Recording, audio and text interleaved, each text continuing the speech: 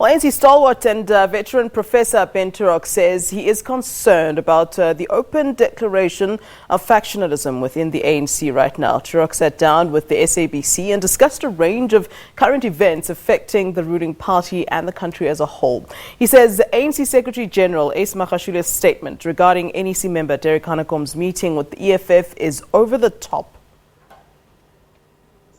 91-year-old Ben Turok is a retired ANC MP and the former chair of the Joint Ethics and Member Interests Committee in Parliament. But he remains very vocal about issues affecting the party. On the recent incident involving his comrades Derek Hanekom and Ace Magashule, he said Magashule's statement referring to Hanekom's meeting with the EFF about ousting former President Jacob Zuma was not procedural.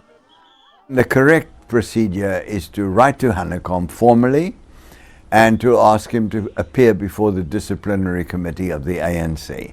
And first to have an investigation and a discussion with Hanekom to get his explanation of why he did it. You know, we have the word of Malema that a meeting took place. Well, we must be a bit skeptical about all that. You know, Malema has an interest in provoking trouble in the ANC.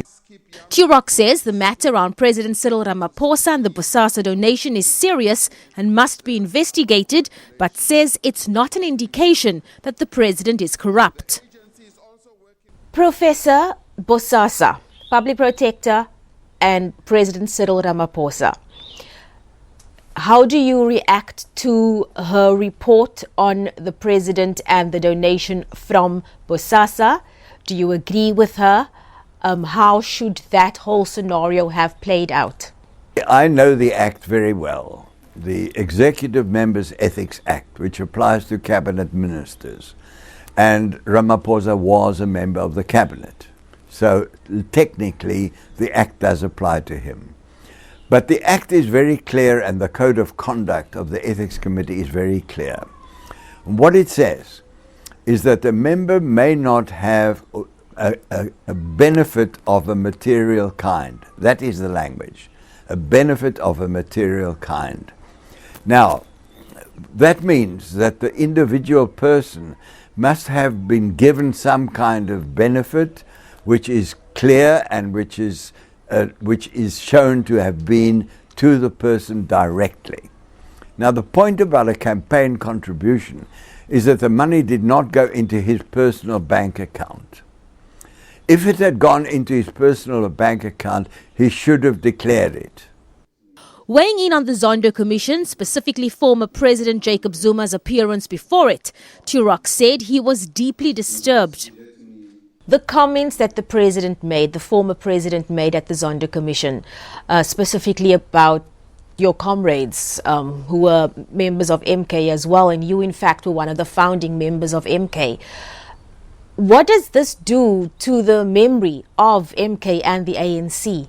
Quite frankly, I'm deeply distressed because MK did make mistakes, the ANC made mistakes, but in the end, we are proud of the fact that we created an armed wing. I myself was in the first action in December 1961, in the very first one. And I was arrested for that. It was sabotage.